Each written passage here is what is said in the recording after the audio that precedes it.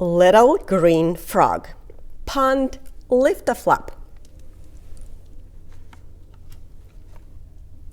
Down by the pond, there is a moss-covered log, and on that log is a little green frog. The little green frog hears some chirping and quacking. It's Mama Duck, and her ducklings are hatching. Oh, what just jumped with a splash and a splish, then dived back down? A silvery fish.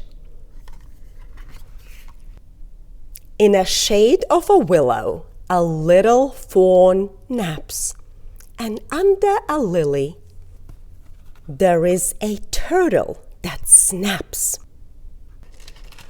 Little green frog has an empty green tummy with his sticky pink tongue. Zap! That fly will be yummy. Good night, sing the crickets under the moon, but who isn't sleepy? A little raccoon.